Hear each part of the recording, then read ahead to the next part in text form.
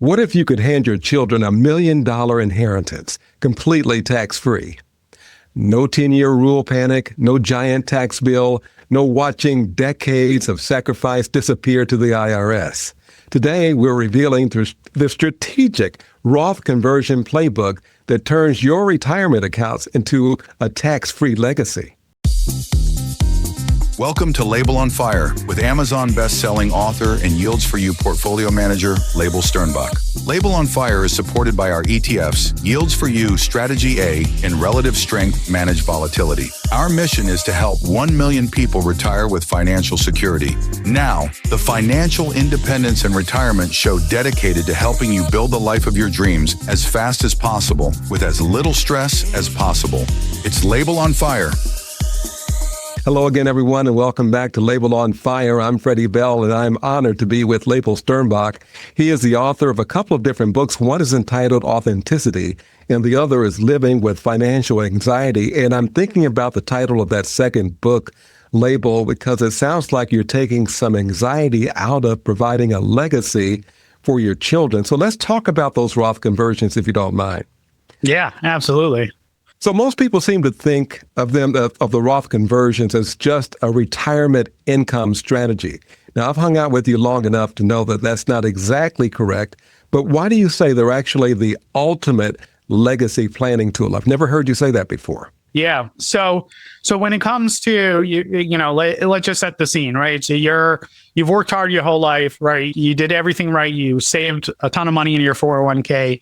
Maybe you were lucky enough to get a pension as well, right? So you've got Social Security, pension, got a ton of money in your 401k. Maybe you have a little bit of money in your brokerage account, but you have all this money. And this is an interesting phenomenon that we see, and we see it all the time. And, it's interesting. Dave Ramsey talks about it is the people who end up with a lot of wealth are the people who figure out how to live within their means. But it's not just within their means. It's they end up spending a whole lot less than they make, right? And by a significant margin. So what ends up happening is they come to retirement and their house is paid for. Maybe they have a vacation home that's already paid for.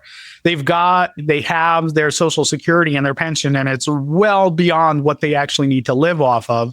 And so they end up with this retirement account that has a very large balance in it, and they have no plans to use it. It's not like they are looking forward to doing lavish vacations. They're very happy and content with their lifestyle. And so they're looking at this, they turn 65 and they've got $3, $4, $5, $6 million sitting in their retirement accounts. And they're looking at it, it's going to just keep growing, and it's going to turn into, 20 million, 15 million, whatever it is, right, over the next 20, 30 years. And they're like, this is, I have great kids. They're going to take care of me when I'm older, right? I have my charities I wanted to go to, but the vast majority of the money I wanted to go to my kids and my grandkids and set them up for success so they can have this lifestyle, right? After all, that's why they sacrificed all the vacations, right? And all the splurges and all the luxuries was so that their kids could have the money. And so they get to this point and they're looking down the barrel and they're looking at RMDs and they're like, well, Congress is going to make me take out this money so that I have to do these required minimum distributions, which is all of a sudden going to put me in a much higher tax bracket than I've been for most of my life. So I'm looking at being in a higher tax bracket for that.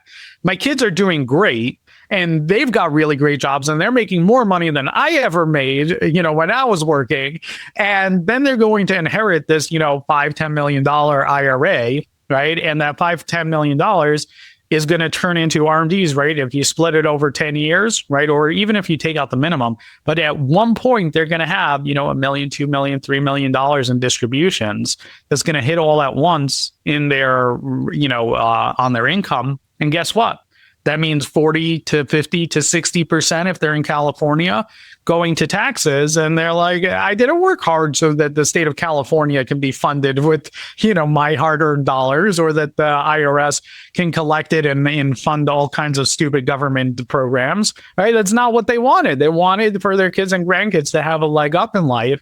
And so Roth conversions, controlling your income in retirement, really becomes critical because that's really the only tool that you have to make retirement accounts become tax-free.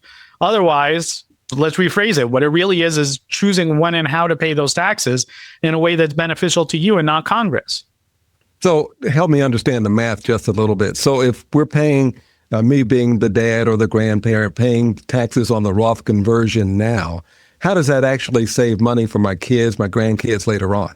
Yeah. So the best analogy that I've heard of this is, taxing the seed, paying taxes on the seed versus the harvest, right? So which is more affordable, right? The seed is a small thing, right? It costs a few bucks. The harvest, right? You can have a whole field as a harvest. There's a lot of harvest. And so when you're talking about the seeds that you're sowing for your kids and your grandkids, well, now it's, let's say $1 million, right? But if you're fully invested in the market, which most of these people are, because they don't need the money for themselves. And they're like, the market's done well for me. Every time I tried hedging my bets, right? All I got was less returns and someone else collected more in fees. So they're like, let me invest this in the market. Let me figure out how to pay less in taxes. And that's their big concern, because if they're invested in the market, it's going to double, every, 7 to 10 years, probably more frequently than that.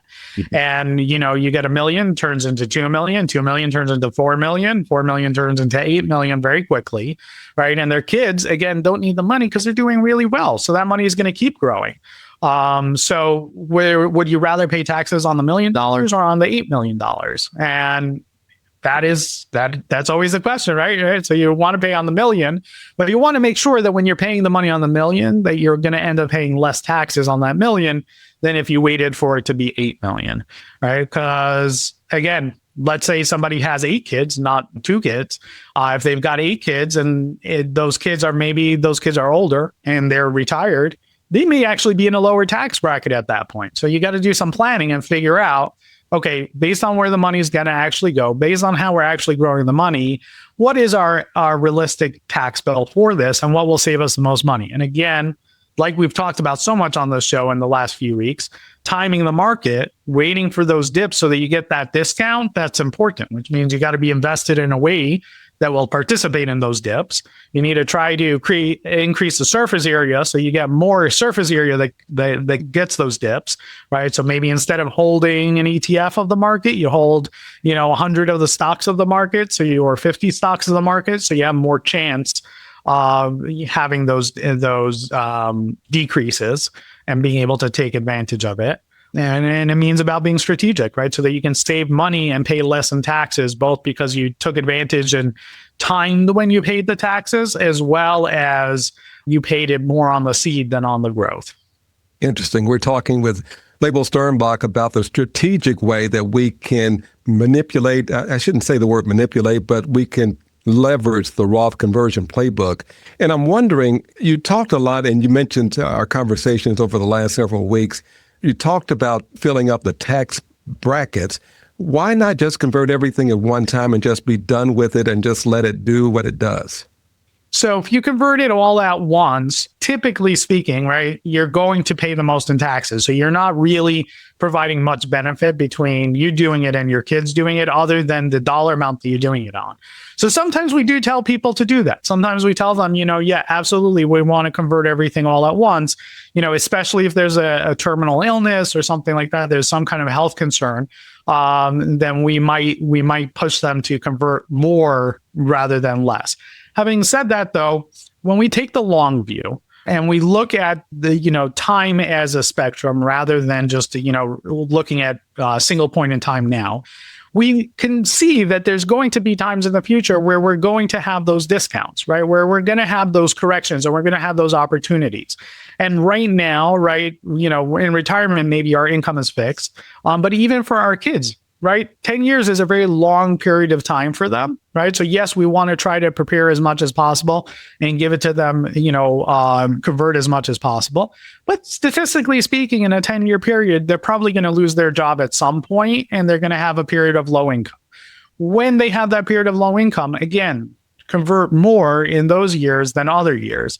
There's also other things we can do, right? If you're charitably inclined, and there's other tax codes that we can take advantage of to try to decrease our taxable income and pay less in taxes. And so we don't want to just load everything up all at once and be done with it unless the math really works out that way, which sometimes it does. It very rarely is that the case. It's an easy answer to give.